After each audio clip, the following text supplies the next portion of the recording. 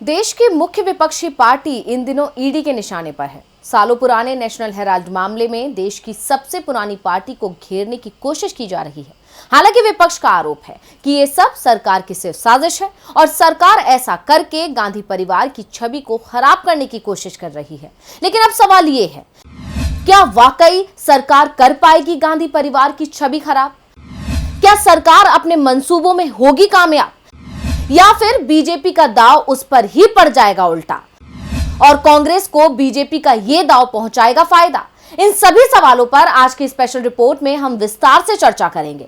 नमस्कार, मैं अंशिता श्रीवास्तव हाजिर हूं। आइए जानते हैं कि कैसे बीजेपी के दांव से कांग्रेस हो रही है मजबूत। पिछले कुछ सालों से देश में केंद्रीय जांच एजेंसियां कुछ ज्यादा ही एक्टिव हो गई हैं और अब इन एजेंसियों के निशाने पर आ गया है गांधी परिवार। और बीते दिन सोनिया गांधी से एक बार फिर पूछताछ हुई, जो करीब 3 घंटे चली।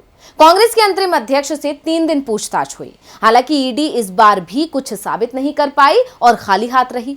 इससे पहले भी राहुल गांधी से 5 दिन पूछताछ हुई थी, तब भी ईडी के हाथ कुछ नहीं लगा था। हालांकि विपक्ष के मुताबिक ये सब एक साजिश है जिससे गांधी परिवार की छवि खराब हो, इसीलिए एक सालों पुराने मामले को उठाया गया है जिसे 2016 में ही ईडी ने बंद कर दिया था। यानी बीजेपी ने सोच समझकर सिर्फ एक साजिश के तहत एक दांव चला।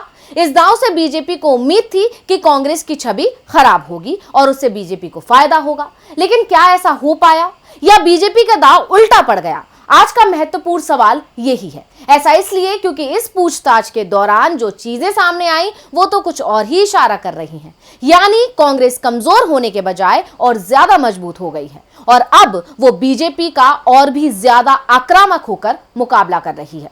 इसके साथ ही जिस विपक्ष को एकजुट करने की लंबे समय से कोशिश चल रही थी वो भी एकजुट नजर आया। और तो और जनता जनार्दन के बीच कांग्रेस कितनी लोकप्रिय है ये भी देखने को मिला।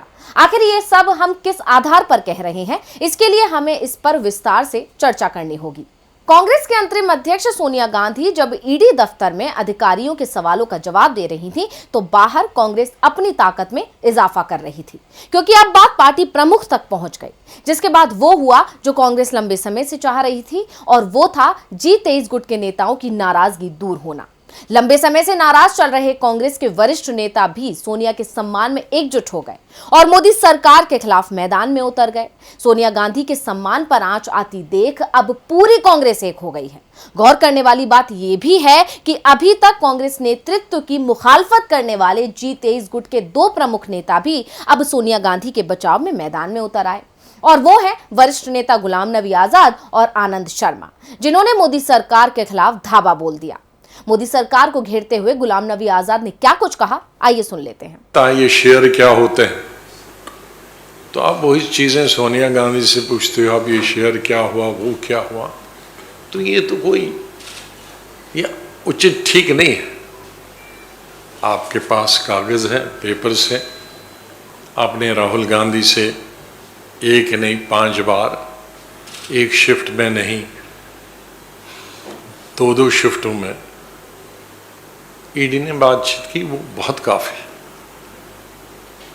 पहले जमाने में जंगें होती थी खुले मैदान, लेकिन दोनों तरफ से जंग लड़ने वालों को बादशाह की तरफ से हिदायत होती है, औरत पर हाथ नहीं उठाना और बीमार पर हाथ नहीं उठाना। तो ये परंपरा हमारे युद्धों में भी, जो लड़ाइयाँ होती थी, जो फ्री फायर होती, उसमें भी लिहाज रखा। लिहाजा मैं सरकार से भी और ईडी से भी निवेदन करूँगा, इस चीज़ को जहन में रखें और इस हालत में मिसेस गांधी को इतनी बार बार ईडी के सामने, एजेंसीज के सामने बुलाना उचित नहीं है, ठीक नहीं है। जो कार्रवाई उन्होंने की है, कागज उनके पास है, राहुल गांधी से पूछताछ की है। अब इन बेचारी औरत को क्यों परेशान करते हैं? डॉक्टर साथ है, उसका मतलब है कि तबीयत उनकी ठीक नहीं है, तो ये काफ़ी सबूत है। तो मैं यही कहना चाहता हूँ कि आज के माहौल में एजेंसीज हर जगह जा रहे हैं, शायद कभी कभी जहाँ जाना नहीं चाहिए जिसकी इंक्वायरी नहीं करनी चाहिए उसकी भी करते हैं, लेकिन ये ज़रा ज़रूरत से ज़्यादा हुआ और इस तरह से मिसेस सोनिया गांधी की सेहत के साथ भी खेलना ये अच्छा नहीं होगा। ये वही गुलाम नबी आजाद हैं जो लगातार कांग्रेस नेतृत्व के खिलाफ बयानबाजी किया करते थे और बीजेपी आजाद की इस नाराजगी का फायदा उठाने की कोशिश में लगी रहती थी। कई बार बीजेपी ने आजाद पर डोरे डालने की कोशिश की थी, लेकिन आज उनके बयानों ने बीजेपी की उन सारी उम्मीदों पर पानी फेर दिया। साथ ही कांग्रेस को भरोसा दिलाया कि वो आज भी सिर्फ कांग्रेस के लिए ही समर्पित हैं। यानी बीजेपी की कोशिश तो कांग्रेस को कमजोर करने की थी, लेकिन यहां तो उल्टा ही हो गया।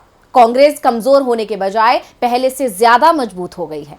इतना ही नहीं, ईडी जब गांधी परिवार के दरवाजे पहुंच गई तो विपक्ष के सब्र का बांध भी टूट गया और पूरा विपक्ष एकजुट होकर सोनिया गांधी के समर्थन में आ गया, जिसकी कोशिशें तो लंबे समय से हो रही थी लेकिन कामयाबी नहीं मिल पा रही थी। लेकिन इस ईडी की जांच ने कांग्रेस को नुकसान पहुंचाने के बदले फायदा पहुंचा दिया, क्योंकि जब सोनिया गांधी पहले दिन यानी 21 जुलाई को ईडी दफ्तर पहुंची तो पूरा विपक्ष एकजुट होकर सोनिया गांधी के समर्थन में आ गया और केंद्र सरकार के खिलाफ विपक्षी दलों ने मोर्चा खोल दिया। पार्टियों ने साझा बयान जारी कर कहा, मोदी सरकार अपने राजनीतिक विपक्षियों और आलोचकों के खिलाफ जांच एजेंसियों का दुरुपयोग कर प्रतिशोध का अभियान चला रही है।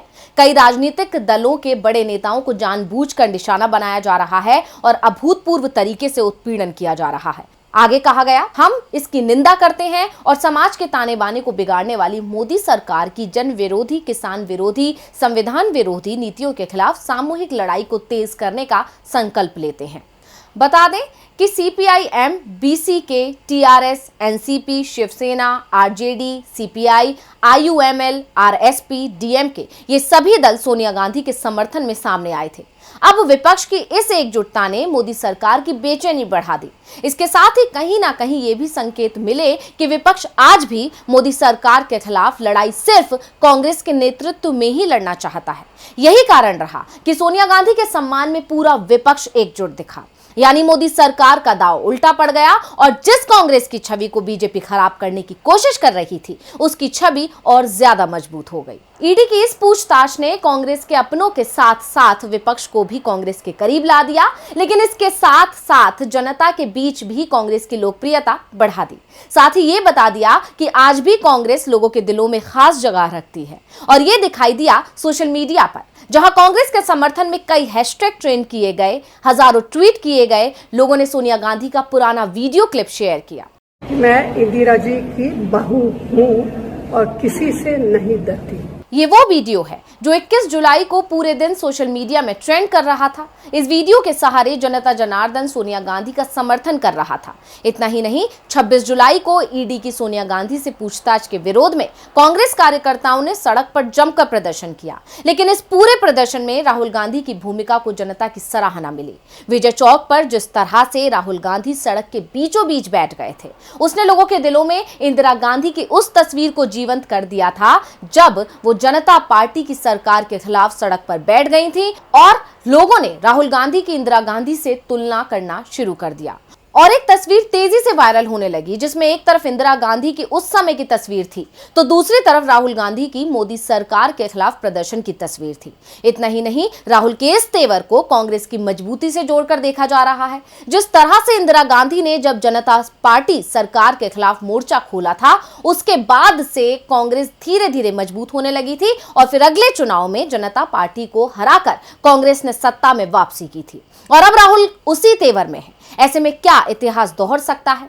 क्या 2024 में कांग्रेस मोदी सरकार को सत्ता से बाहर कर देगी? ये वो संभावनाएं हैं जो अब आम जनता लगा रही है और इन संभावनाओं को जन्म दिया है खुद बीजेपी ने, क्योंकि मोदी सरकार का ये दांव पूरी तरह फेल होता नजर आ रहा है, क्योंकि कांग्रेस टूटने और कमजोर होने के बजाय मजबूत हो गई है, जिसके बाद बीजेपी सरकार की मुश्किलें बढ़ना लाजमी है और इस एकजुटता का परिणाम 2024 लोकसभा चुनाव में घातक हो सकता है।